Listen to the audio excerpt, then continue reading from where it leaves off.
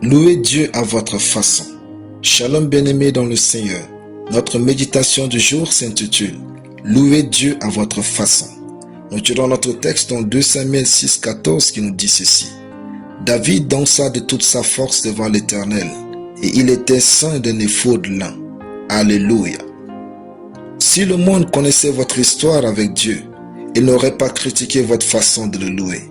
Personnellement, quand je loue le Seigneur, comme David, je danse de toutes mes forces. En effet, je pense à toute mon histoire, d'où Dieu m'a pris, des accidents et des morts certaines dont il m'a délivré. Je pense aux échecs, aux humiliations, aux peines endurées, aux erreurs qu'il a corrigées, à mes sujets de prière et à mes attentes en lui. C'est tout cela qui me remplit de joie et m'anime quand je loue Dieu. Frère, quand quelqu'un ne connaît pas votre histoire, il n'a pas l'habilité de juger votre louange à Dieu. David savait d'où Dieu l'a pris pour le faire roi. En effet, Dieu l'a pris derrière les brebis en brousse. Il a été pris de là où personne ne pouvait le prendre. Dieu l'a délivré des guerres et même face à Goliath, Dieu l'a protégé de la haine mortelle de Saül. Quand il pense à toutes ces choses, la Bible dit, David dansa de toute sa force devant l'Éternel, et il était ceint d'un éphod lin.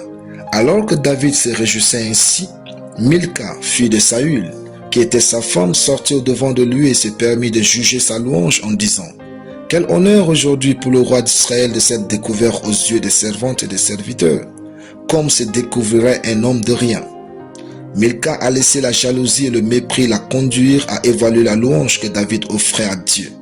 David lui répondit aussitôt « C'est devant l'Éternel qui m'a choisi de préférence à ton père et à toute sa maison pour m'établir chef sur le peuple de l'Éternel. Sur Israël, c'est devant l'Éternel que j'ai dansé. Je veux paraître encore plus vil que cela et m'abaisser à mes propres yeux. Néanmoins, je serai en honneur auprès des servantes dont tu parles. » C'est ce que la Bible appelle répondre à l'insensé selon sa folie. Ne laissez personne déterminer votre louange quand vous savez d'où Dieu vous a pris et fait de vous son choix. Votre louange est le reflet de votre histoire avec Dieu. C'est votre témoignage et votre action de grâce envers lui. Louez Dieu comme personne ne le ferait s'il aurait vécu ce que vous avez vécu avec lui. Seul Dieu est l'auteur et le consommateur de votre louange. Alléluia. Prions. Je confesse que je suis plein de joie, de reconnaissance, de célébration et de grande réjouissance quand je loue le Seigneur, mon Dieu, au nom de Jésus-Christ. Amen. La lecture biblique en une année. Ecclésiaste chapitre 6 à Ecclésiaste chapitre 10. Soyez bénis, c'était le pain du ciel.